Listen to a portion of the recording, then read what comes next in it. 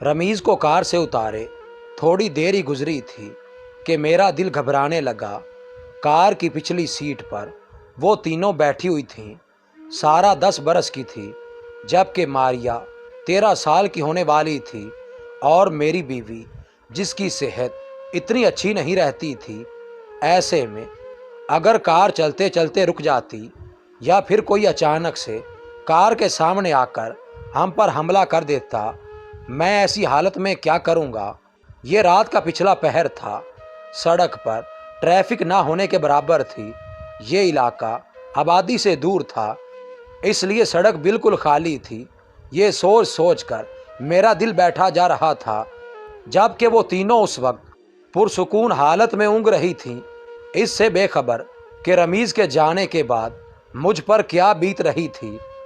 जिस तरह उन तीनों से मेरा गहरा ताल्लुक़ था, वैसे ही रमीज़ के साथ मेरा एक खूबसूरत रिश्ता था।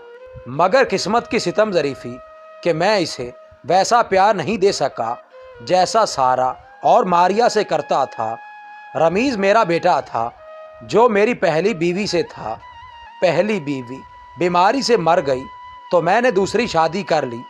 दूसरी बीवी मेरे लिए अच्छी बीवी साबित हुई, मगर रमीज़ की मां न बन सकी, इसलिए दोनों को साथ रखने का कोई फ़ायदा नहीं था। ऐसे में रमीज़ को हॉस्टल भेजने का फ़ैसला काफ़ी हद तक दुरुस्त साबित हुआ, मगर मुझे इल्म नहीं था कि ये दूरियां भी दोनों के ताल्लुक़ में कोई बेहतरी नहीं ला पाएंगी। दूसरी बीवी से मेरी 2 बेटियां हुईं और हम सब बहुत खुश थे, मगर मेरी बीवी और बेटियों के चेहरे उस वक्त तारीक पड़ जाते जब मेरा बेटा रमीज़ घर आता। उन तीनों को उससे बात करना तो दूर, घर आना तक पसंद नहीं था, जबकि रमीज़ बिल्कुल मुझ पर गया था। वो मेरी दूसरी बीवी को माँ का, जबकि मेरी बेटियों को अपनी सगी बहनों का दर्जा देता था। वो हम सब के साथ एक ही घर में रहना चाहता था, मगर वो इसे पसंद नहीं करती थी। उन्हें नागवार गुजरता जब रमीज़ छुट्टियों में घर आता। ये काली की बात है, जब हम सब ने वीकेंड बनाने के लिए एक जगह का इंतखाब किया। वो तीनों वहाँ जाने के तसव्वुर से खुश थीं, जबकि मैं उनके खिलखिलाते चेहरे देखकर खुश हो रहा था। लेकिन उनके मुस्कुराते चेहरे उस वक्त मांद पड़ गए जब घर से निकलते हुए रमीज़ हमसे टकरा गया। वो उमूमन घर आने से पहले मुझे इतला कर देता था, मगर उस रोज़ वो अचानक से आ गया। मैंने उसे मुख्तसर बताया तो वो भी पुरजोश हो गया। शुक्र है मैं यहाँ आ गया और मुझे ये वीकेंड आप सब के साथ गुजारने का मौका मिल गया। वो अपनी कार में था, इसलिए जो ही मैंने उसे जगह का बताया, वो अपनी कार स्टार्ट करके हमारे आगे चल पड़ा। मैं उसे देखकर खुश था, लिहाजा उन तीनों के चेहरे ना देख पाया। वो कार में बैठ तो गई थीं, मगर अंदर ही अंदर वो गुस्से से तप रही थीं। उन्हें रमीज़ से छुटकारा पाने का कोई हल नहीं मिला, तो उन्होंने वापस जाने की ठान ली। इसलिए जैसे ही हम घर से दूर निकल आए, मेरी बेटियों ने कार वापस मोड़ने को कहा। मगर क्यों, अब हम बहुत दूर निकल आए हैं।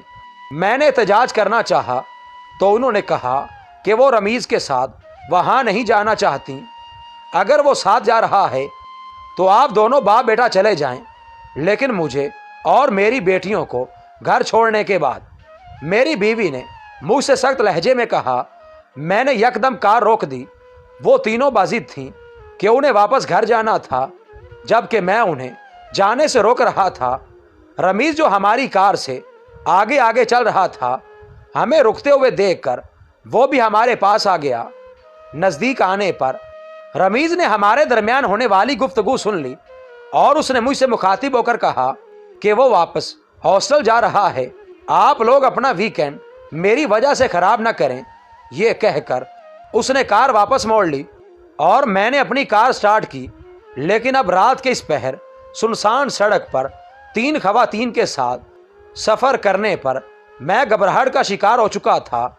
रमीज़ की वजह से मुझे तसल्ली थी कि कोई मुश्किल पेश आई तो वो मेरे साथ था। फिर वही हुआ जिसका मुझे डर था। अभी हम थोड़ी दूर गए थे कि अचानक कार के सामने कोई आदमी आकर ठहर गया। डर के बावजूद मैंने कार रोक ली। हो सकता है वो कोई मुसाफिर हो जो यहाँ फंस गया हो या फिर इसे लिफ्ट चाहिए हो। ये सोचकर मैंने कार रोक ली और यही मेरी सबसे बड़ी गलती थी। कार रुकने पर उसने जेब से एक पिस्तौल निकाला और मुझ पर तान लिया। ये देखकर मेरी बेटियां और बीवी चीखने लगीं। उसने पिस्तौल मेरी कनपटी पर रख लिया। तुम में से कोई कार से बाहर निकला या किसी ने कोई हरकत की तो मैं उसे गोली मार दूंगा। ये सुनकर मेरे पसीने छूट गए और वो तीनों रोती हुई कार से बाहर निकल आईं। उसने उन तीनों को सड़क पर सर झुकाकर बैठने का इशारा किया और मुझसे कार की चाबी छीनकर मुझे एक जोरदार धक्का दिया और कार स्टार्ट करके चला गया। गिरने के दौरान मैं एक पत्थर से टकराया और मेरे माथे से खून बहने लगा। वो तीनों मेरे करीब आकर रोने लगी और मुझे खुद से ज्यादा उनकी फिक्र होने लगी कि हम इस सुनसान सड़क पर क्या करेंगे। उस वक्त बड़ी शिद्दत से मैंने किसी के यहाँ पहुँचने की दुआ की। शायद वो कबूलियत की घड़ी थी कि तभी एक कार मुझे अपनी तरफ आती दिखाई दी। खून बहने की वजह से मुझ में खड़े होने की भी सकत न थी, इसलिए वो तीनों बड़ी तेजी से उस कार की जानिब बढ़ी। प्लीज हमारी मदद करो। मुझे अपनी बीवी की आवाज़ सुनाई दी जो रो रही थी, या फिर हमें अपना मोबाइल दे दो ताकि हम अपने भाई को कॉल करके यहाँ बुला लें। ये मेरी बेटियों ने कहा था। मैं हैरान था, मगर इससे ज़्यादा हैरानी मेरी मुंतज़िर थी जब मैंने कार वाले की आवाज़ सुनी।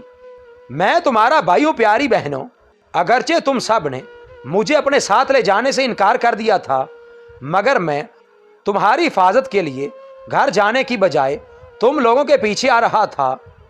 ये सुनकर उन तीनों ने शर्मिंदगी से अपना सर झुका दिया, जबकि अपने बेटे की बात सुनकर मैं बहुत खुश हुआ। इस हादसे में जहां मेरा नुकसान हो गया वहां ये फ़ायदा भी हुआ कि मेरे बच्चे रिश्तों की अहमियत पहचान गए थे। देर से ही सही, मगर उन्हें एहसास हो गया कि मुश्किल वक्त में अपने ही काम आते हैं। रिश्ते एहसास और मोहब्बत की मट्टी से गुंदे होते हैं। ये आपके अपने ही होते हैं जो ज़रा सी तकलीफ पर आपकी तरफ दौड़े चले आते हैं, चाहे आप उनसे कितना ही दूर भागें। मुश्किल वक्त में यही आपके काम आते हैं। इसलिए रिश्तों से भागने की बजाय उन्हें इज्जत दें और हर दुख सुख में उनके साथ जुड़े रहें। कभी भी रिश्तों की ये डोर टूटने ना दें।